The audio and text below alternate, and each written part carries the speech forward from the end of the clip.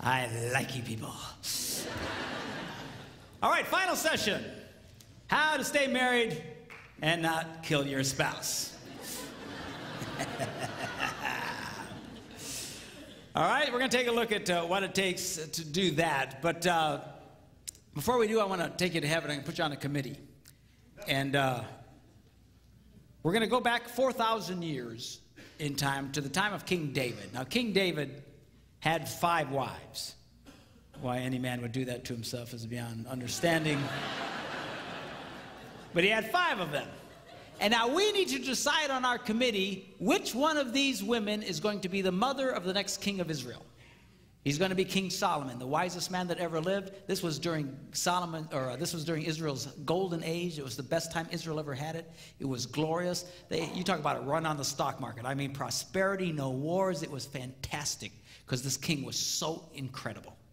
Who is going to be the mama of this king and then become the great-great-great-grandmother of the Lord Jesus Christ himself? Kind of an important decision, right? Now, ladies, you would think wife number 1, right? She should have dibs. She was there first. But we know it wasn't her because David got mad at her and quit having sex with her, which is easy to do if you have 4 more in the wings.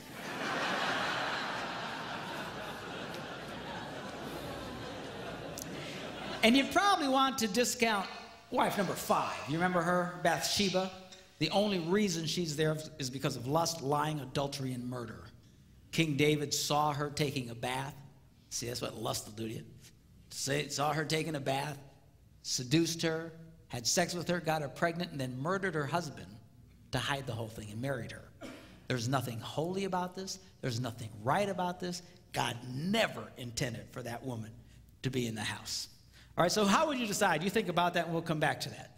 Okay, how to stay married and not kill anybody. Step number 1, you've got to avoid bitterness and resentment. Now, bitterness and resentment can build when one person feels they are unfairly bearing the burden of the relationship. When the weight of the relationship falls more on their shoulder than the other one's shoulder, then they will start to feel very bitter and resentful towards their spouse. Now, how men and women keep score is very different from each other to determine who's carrying the most amount of weight. Now, what I'm about to share with you, people ask me a lot, where did you learn all this stuff? What are your different influences? And, 32 years of marriage, that's one influence. But a lot of different people and listening to stuff, and I hear ideas, and I take them and change them and stuff. This particular, one of the guys that had probably a huge impact in my life about relationships was John Gray, and I think the guy's absolutely brilliant. I'm a lot funnier than he is, but he's brilliant, all right? And this section this is Gray to the T, okay? I just admit it right up front. But the reason I share this because his insights on how men and women keep score is absolutely brilliant. It truly is. You see, men, when it comes to us keeping score, we're quick to give ourselves huge bonus points for everything we do. We crawl out of bed when we'd rather stay in, and just for that, we give ourselves 500 points. And then we go to work, and we put up with all the stuff at work, and we earn the paycheck, and we give ourselves, 2,000 points for that. And we come home without chasing other women, and we give ourselves huge points for that, So we walk in the door, it's like 4,500, And that's why a lot of men have no problem sitting on the couch and now contributing nothing. Because in his mind, he's way up in points for the day, and now he's giving you a chance to catch up.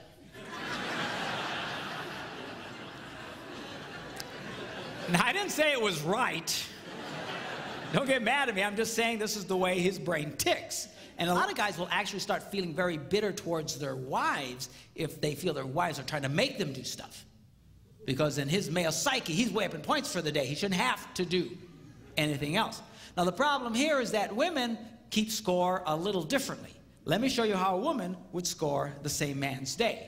He gets out of bed when he'd rather stay in, and for that, she loves and appreciates him and gives him, ding, 1 point. And then he goes to work, and he earns a big paycheck and does all this stuff, and she goes, I love that, and she goes, ding, 1 point.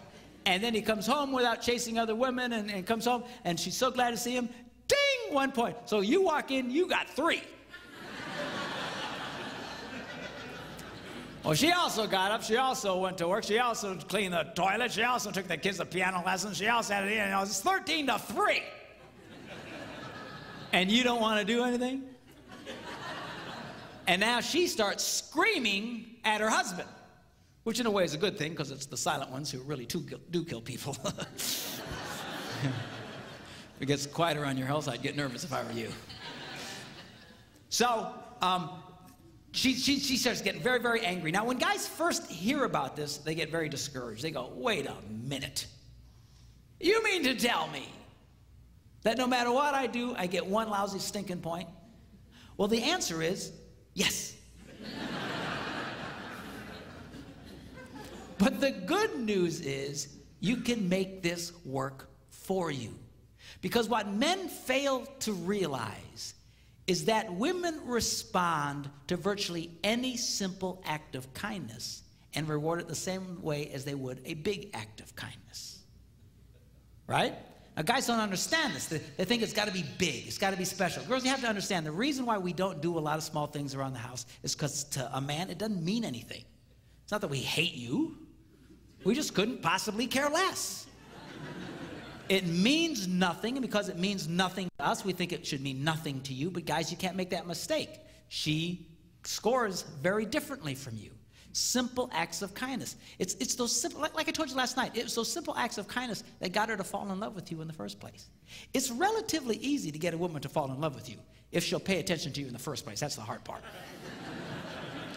You cross that hurdle, you got it made.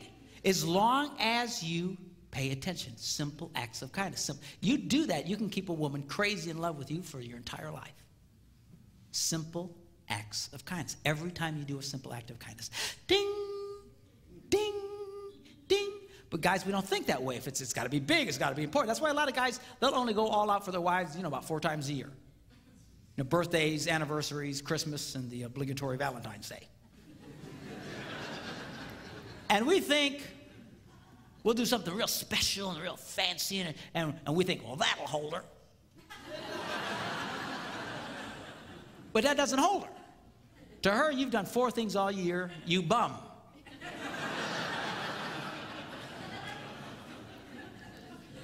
Now, guys, again, they get discouraged. Oh, for crying out. You mean, oh, I can't believe. But listen, you can make this work for you. This is great. I'm about to show you how you can succeed with a woman while doing virtually nothing. All right? I thought I'd get an applause out of that, but I don't know. I don't like the sound of this. Now, here's an example. You get up in the morning, your wife's brushing her teeth, you're standing next to the bed. Make the bed. It takes 120 seconds of your life. It's nothing. She'll walk into the room and go, oh, you made the bed. Ding!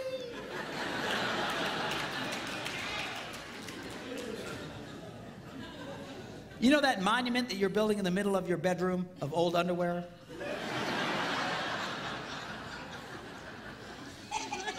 Pick it up. Throw it in the hamper. She'll walk in. He picked up his underwear.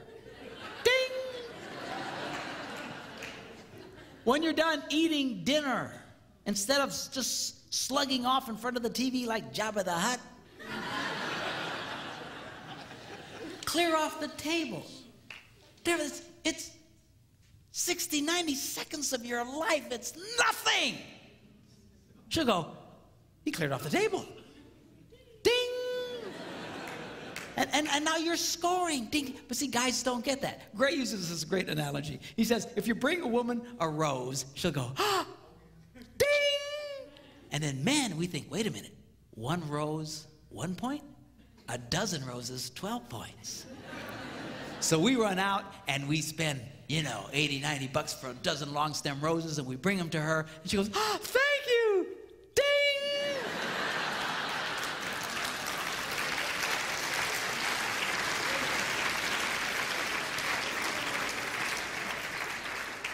In fact, by the raising of your hand, how many women would say, I would rather receive a single rose 12 different times than a dozen roses once? Let me see your hand. See, now a guy looks at that and goes, that's so inefficient.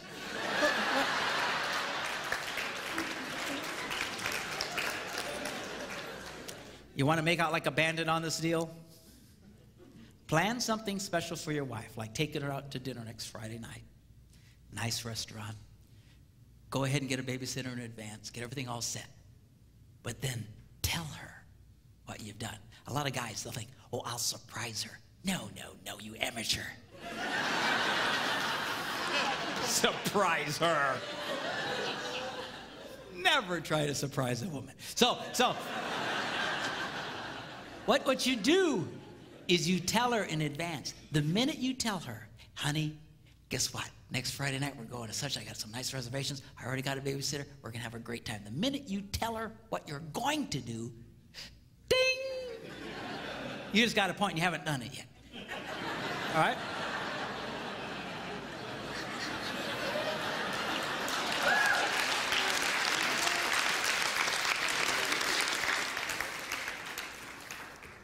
Then, because she's a woman, she's going to tell all the other women in her life about what you've planned. And every time she shares with another girl, you know what Bob's got planned? He's going next Friday night, he's got reservations at such and such, and he's already got a babysitter. It's so exciting. Every time she shares that story, ding! You get another point. And now you are literally doing nothing.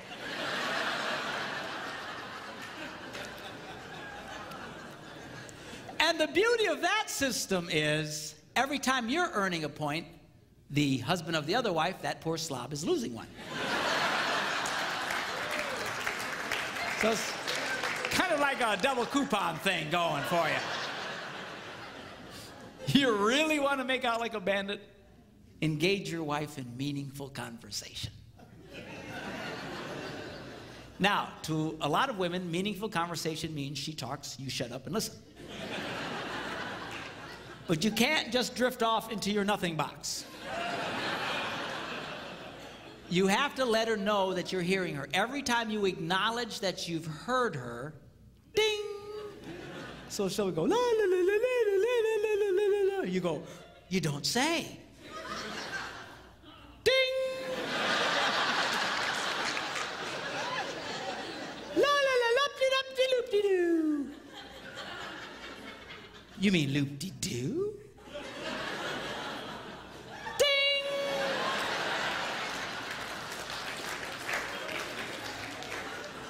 La, la, la, la, la, la, la, la. Really well. How did that make you feel? Ding, ding, ding, ding, ding, ding, ding, ding, ding.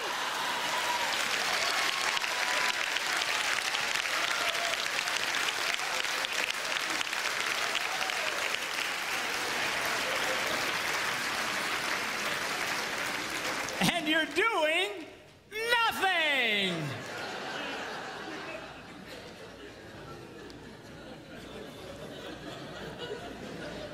Now, guys, girls, sorry.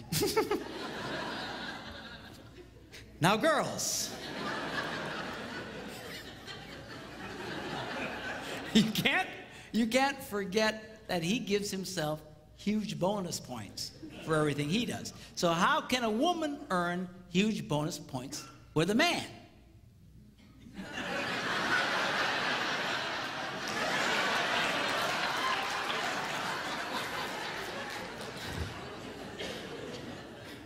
So sex is a great way to earn great bonus points with a man. But there's another way, and that is when you believe in him. Every man wants his wife to believe in him. Now that sounds like a simple thing to do, especially to you young girls who haven't been married very long. But that's because you haven't heard the incredible, stupid ideas he's going to come up with yet.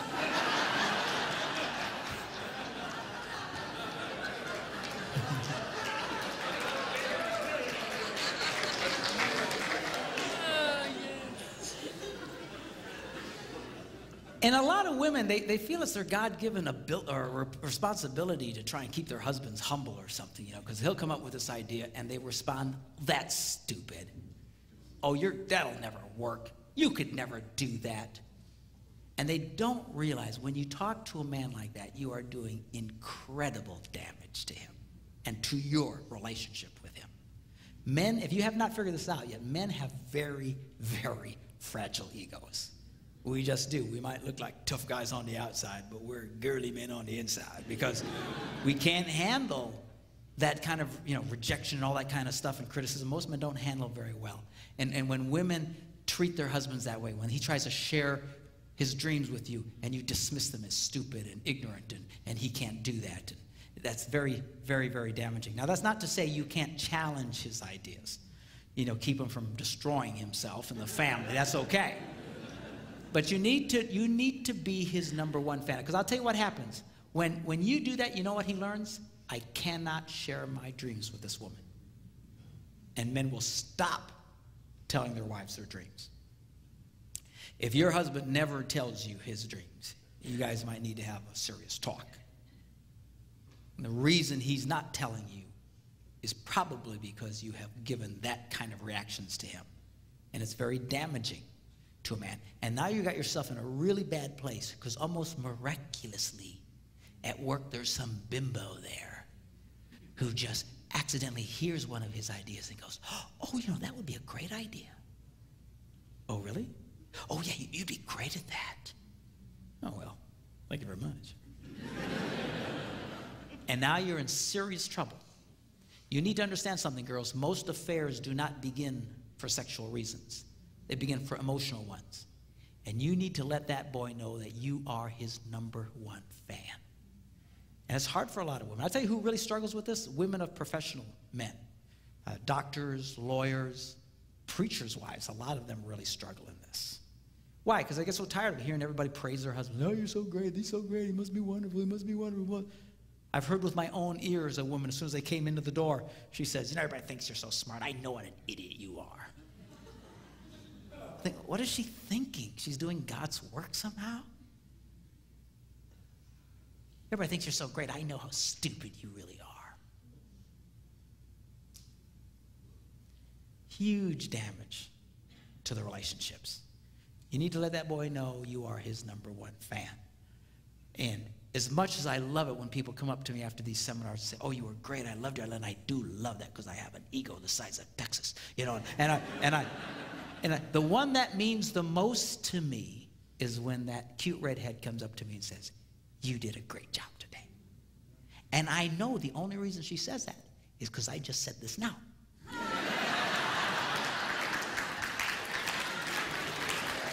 And I don't care.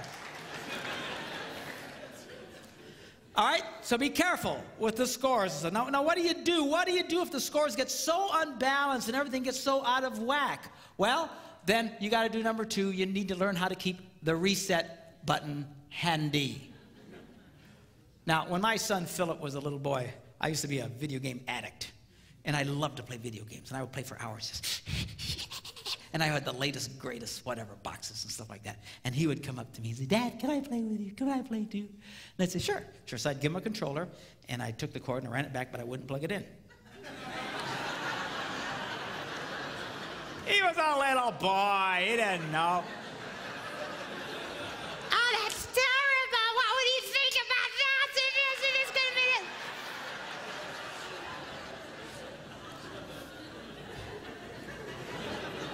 He's just a little boy. He was thrilled. He got to have a controller in his hand.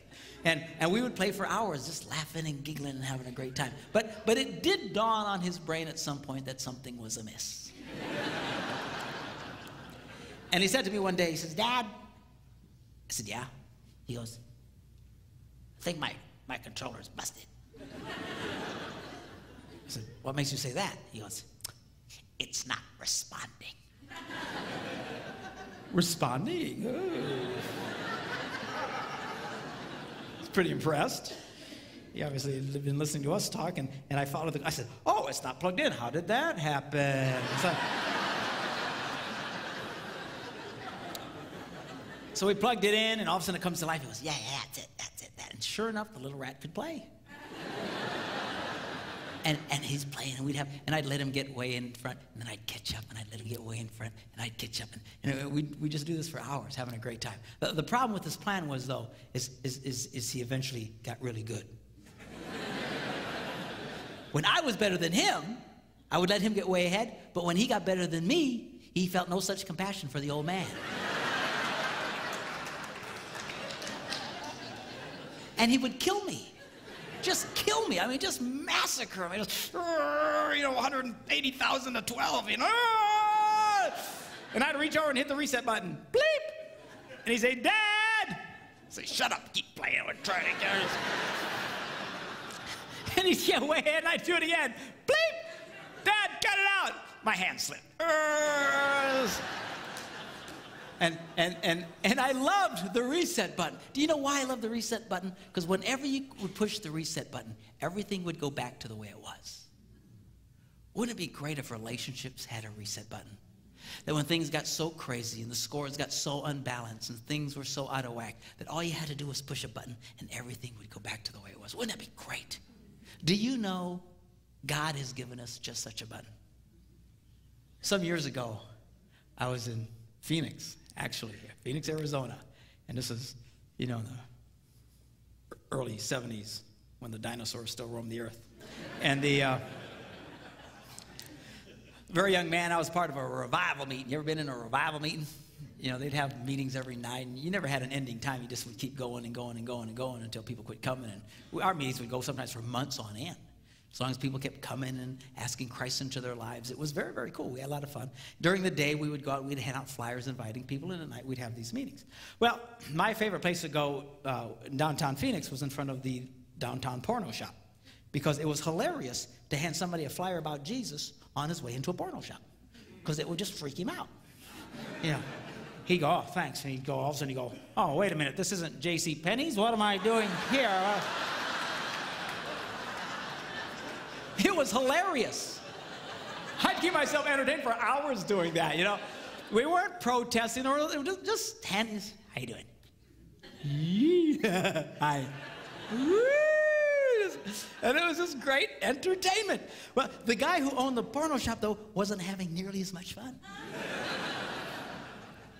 And he was losing tens of thousands of dollars, and he thought we were never going to leave because there was no ending on our flyers, and we just kept going and going and going. And he became very desperate, and desperate people do desperate things. And this man hired a professional killer to come to the meeting to shoot the evangelist to get rid of us, so that after he would kill the evangelist, we would all freak out and leave town. Well, the perfect scenario would have been for, the evangelist always came out in the beginning and welcomed everybody, and as things were kind of settling down, he could have just boom and in the confusion taken off. But this particular night, I'll never forget it, the evangelist calls us over and says, hey, you guys. He says, I don't feel so good. He says, something's wrong. He says, can you start without me? And we said, well, yeah, sure. So we start without him. Which is really kind of a drag if you're a killer. Because, revival meetings don't exactly go with your mojo. You're trying to get the nerve up to shoot somebody, and now you're stuck in a revival. Well, now he's got to play along, right? He's got to fake it. So he's singing along, la la la la la la la la la blah blah blah blah. And we start singing the song. Give me that old time religion. Give me that old time religion. Give me that old time religion. It's good enough for me. And we're swinging it. All of a sudden we stop and say, now, hold on a minute. We're going to sing this next verse. And this verse goes, makes me love everybody. And when we sing makes me love everybody, I want everybody over here to come over here and hug everybody over here. And everybody over here to stand up and go hug everybody. I want you to hug as many people as you can. So we start singing. Now this professional killer is being accosted by all kinds of people. They're all hugging on him. Hey, man, good to see you. God bless you. Hey, praise the Lord. Man, everybody's hugging on him. He's getting more hugs than he's been hugged since he was a baby, I'm sure. His mama probably never hugged him, And he's like, he's got to fake it, right? He's got to hug everybody. And then we all sat down, and then people got up and started sharing testimonies. You remember testimony services? People get up and talk about how God had changed their lives. And we had some pretty dramatic stories of people who were drug addicts or, whatever their deal was, and how when they asked Christ into their lives, how God totally changed their lives around. And they got tears running down their cheeks while smiling at the same time. Kind of like the weather in Phoenix. And sunny yet raining. I don't understand. But it was so powerful, and he's just listening to all these people. Then finally, the evangelist comes out. And by this time, the guy is frozen. He cannot act. He's in a state of shock. And this evangelist starts preaching what all evangelists preach. You know, the fact that God loves us.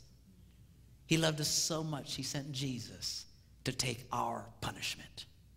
Jesus took what he did not deserve so we could get what we do not deserve, which is forgiveness. And when he got to the end, he did one of these Billy Graham things where he said, if you want to ask Christ in your life, I want you to walk down to the aisle and we're going to pray for you. About 100, 150 people stood up and came down to the front. And in the midst of this group of people came this professional killer. And when he got up there, he fell on his knees. And he started crying. He says, I can't do it. I can't do it. I just can't do it. And the counselor next to him said, sure you can.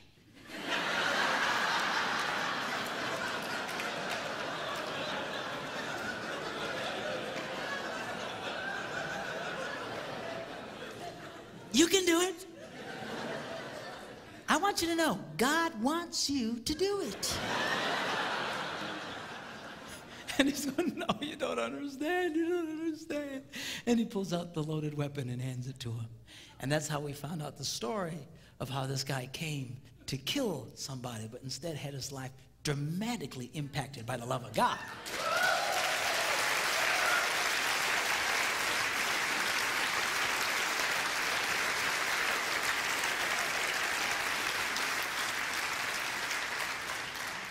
Now, you may not hire a professional killer, at least I hope you don't. But the truth is, when somebody hurts us, we want them to pay. So our version of making them pay is we get bitter and unforgiving. I'm not going to forgive you. The problem is the only one it hurts is the person who doesn't want to forgive. Unforgiveness is like taking poison, hoping the other guy will die.